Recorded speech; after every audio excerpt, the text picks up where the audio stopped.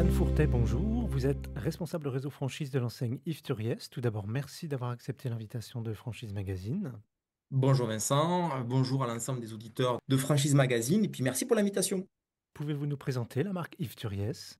Écoutez, avec plaisir, c'est une enseigne qui fêtera l'année prochaine ses 35 ans d'existence. Elle a été fondée en 1991 par Yves Turiès, un Tarnais, double meilleur ouvrier de France, passionné par le chocolat, la pâtisserie, par l'univers culinaire dans son ensemble. Alors si on doit présenter notre marque, la maison est souvent reconnue pour proposer un assortiment de chocolat et de spécialités alliant la qualité et la créativité, hein. J'invite par exemple vos auditeurs à aller découvrir nos différentes vitrines en boutique et ils pourront s'apercevoir par eux-mêmes de toute cette créativité et ce savoir-faire de nos chocolatiers.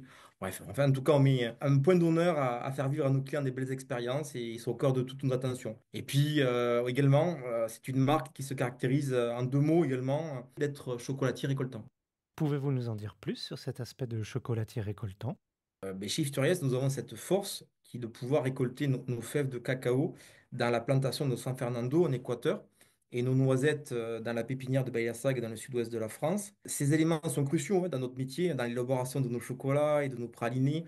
L'objectif, hein, pour la marque est clairement identifié, c'est de pouvoir maîtriser l'origine de nos matières premières qui sont juste essentielles, hein. Et puis la qualité gustative de nos recettes, c'est clairement un réel plus pour notre enseignement. Également, l'autre atout, hein, d'être chocolatier récoltant, c'est l'aspect humain. Nous investissons lourdement pour assurer le confort et la sécurité des équipes sur place, mais également concernant les questions environnementales, par exemple.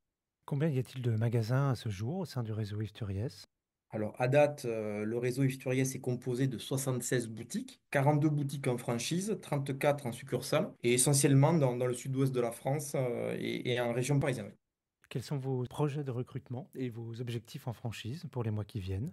Alors, notre objectif à moyen terme est de proposer un maillage national. Alors, néanmoins, et je profite d'être sur votre antenne pour bien noter que notre enseigne n'a pas vocation, hein, à date, d'être un réseau de plusieurs centaines de boutiques. Nous souhaitons juste rester, et c'est important de le rappeler, un réseau à taille humaine. Nous ciblons essentiellement les villes préfectures et urbaines et les villes touristiques font également partie de nos critères de développement.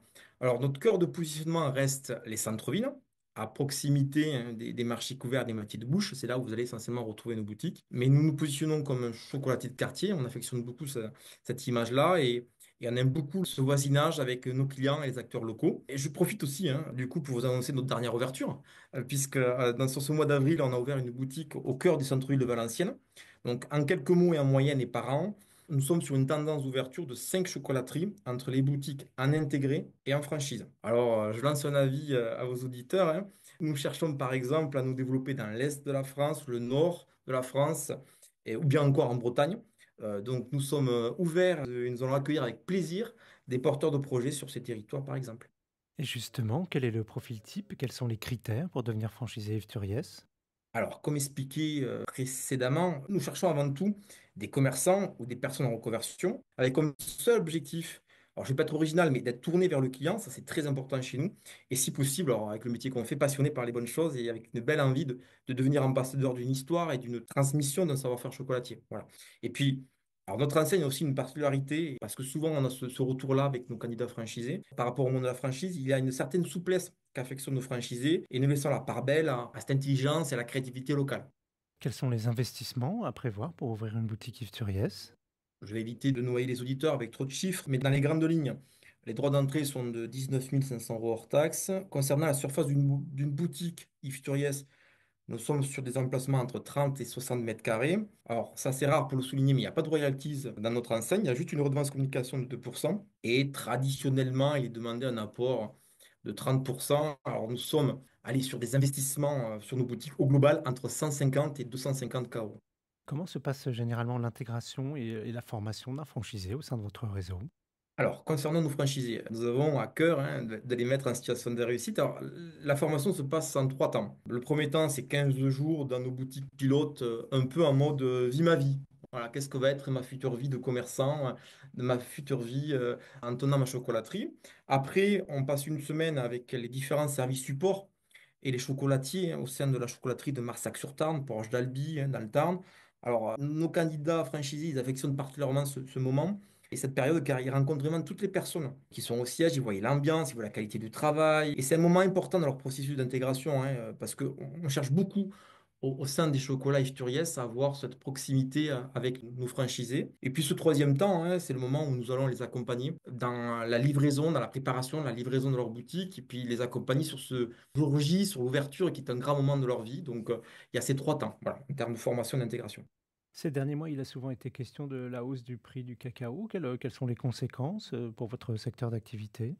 Je vais remonter un peu en arrière sur l'évolution de notre marché. Il y a eu tout d'abord la période de Covid et post-Covid, hein, où les consommateurs avaient mis un point d'honneur à mettre l'accent sur de la qualité et à se faire plaisir, et sur le commerce de proximité. Donc là, notre enseigne premium a pleinement su jouer son rôle et a retrouvé sa place dans cette évolution de marché. Après un an, on a connu malheureusement la guerre en Ukraine et les conséquences que ça a eu sur l'inflation et aux questions liées à l'énergie. Et puis, alors j'ai évité d'être trop technique, mais pour expliquer, parce que souvent les médias ont beaucoup commenté le cours du cacao, mais 60 à 70% de la production mondiale vient de deux pays, qui est la Côte d'Ivoire et qui est le Ghana.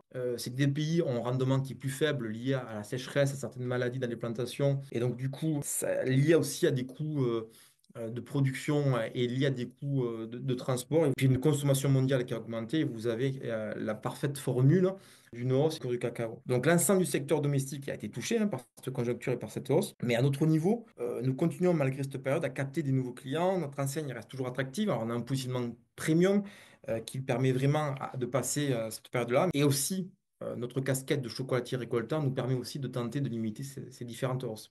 Et pour terminer, est-ce que vous avez un conseil à donner à une personne qui souhaiterait rejoindre la franchise Ifturies?